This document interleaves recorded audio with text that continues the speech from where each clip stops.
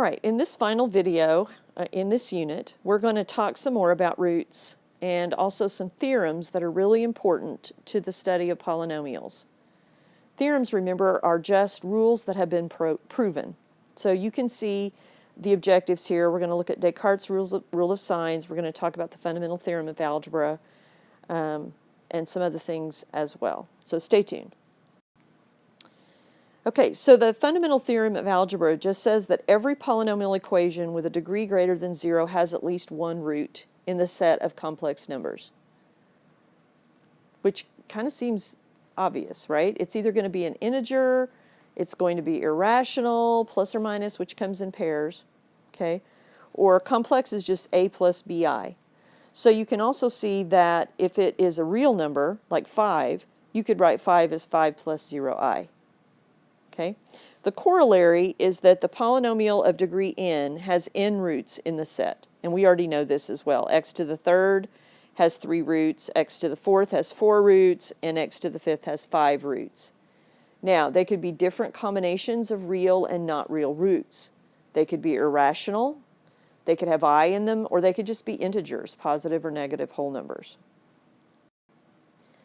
The complex conjugates theorem just says that complex factors always come in pairs. That's really all it says. So for instance, if you had 2i, that's what this says, if you have 2i, then its conjugate is negative 2i.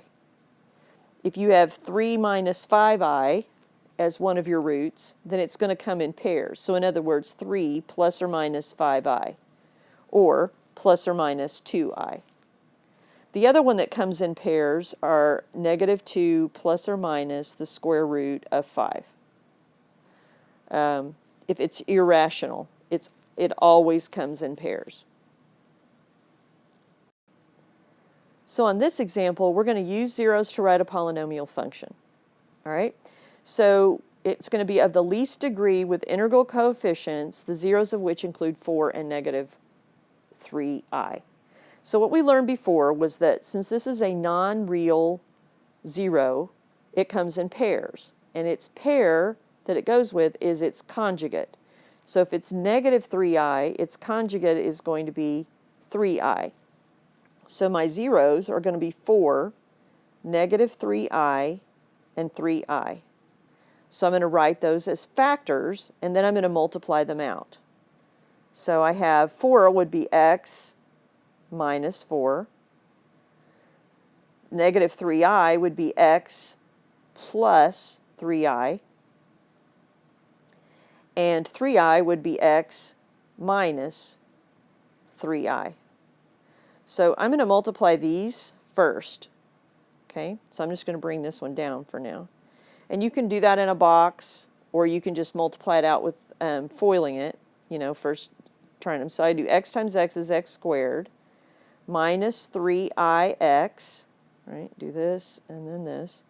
And then I'm going to do this one plus 3ix, okay?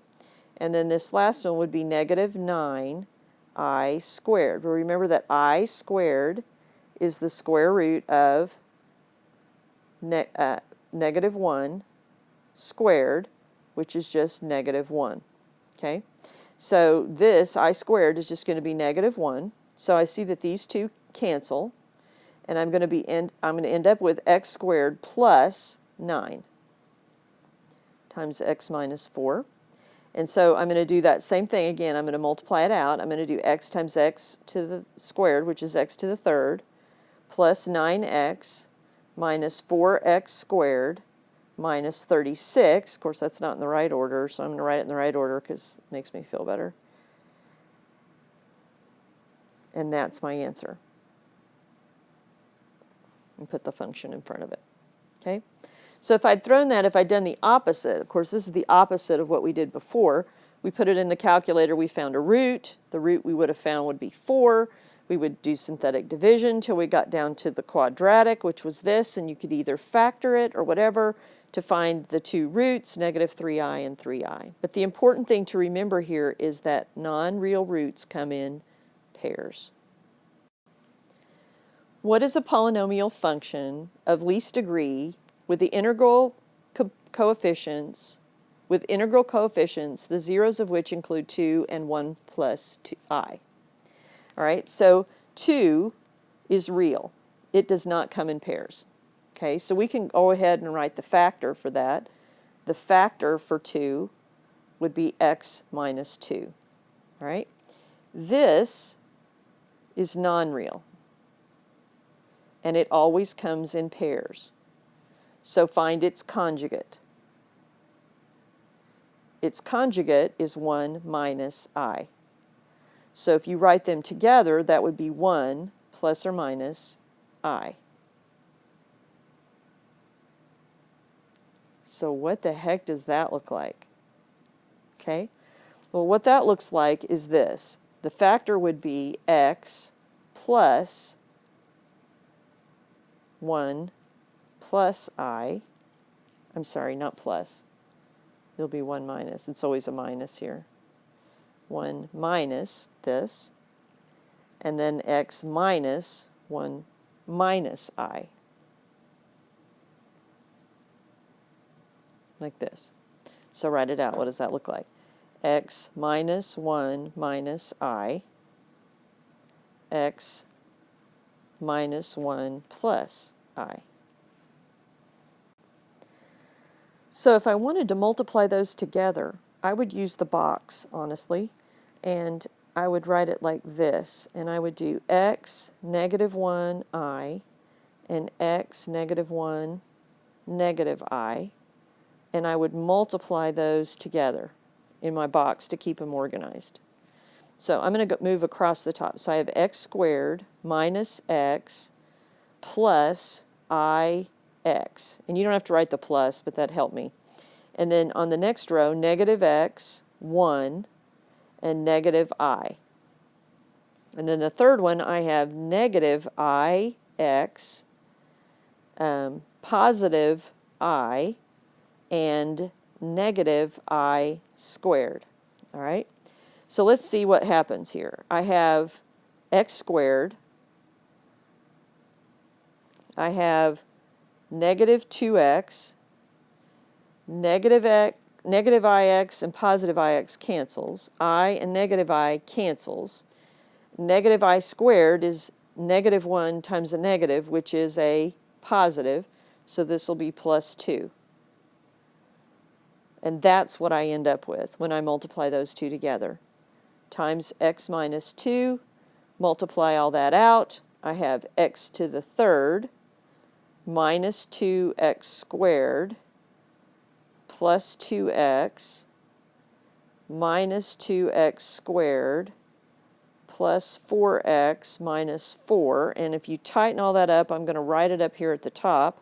I have x to the third minus 4x squared plus 6x minus 4. And that's the final answer. That's my polynomial. Phew, that's a lot of work. Agreed? A lot of work. But that's what you end up with. You end up with one real root and two non-real ones. Okay, so here's a really interesting thing called Descartes' rule of signs. And Descartes was a famous mathematician in the 1700s in France, of course. Descartes is French. That says that you could look at a polynomial and determine the number of real or non-real solutions by doing a simple thing with the algebra and counting the sign changes. That's literally what this means. So if I want to know how many positive real zeros there are, how many positive real ones, okay, then I just take the coefficient, I just take the polynomial, sorry, and I look at the sign changes. Okay, let me move that back. So I'm looking here and I see that it starts with a positive, it goes to the it stays positive, positive changes to negative, so there's one change. One change. So since there's one change in the original, that there's going to be one positive real root, real zero. Okay?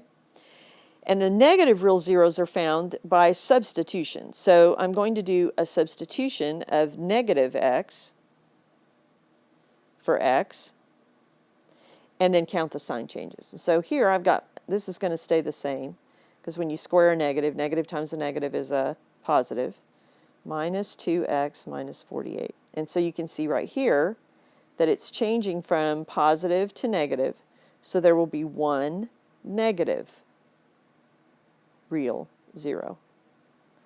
Right? When you factor this thing, it will be x plus 8, x minus 6 equals 0. The factors of which are negative 8 and 6. Guess what? One positive, one negative. Okay, so we're going to use Descartes' rule of signs on something other than a quadratic. Okay, we started out with a quadratic because we knew there'd be two of them. One of them was positive, the other was negative. That's pretty easy. But what if we have degree 6? So we have 6 possible zeros. Okay, so think about it this way. It says in Descartes' rule of signs that it would either be that number, or if it was an even number, it would be reduced by 2 each time. All right, so for instance, let's just look at sign changes. We go negative to positive,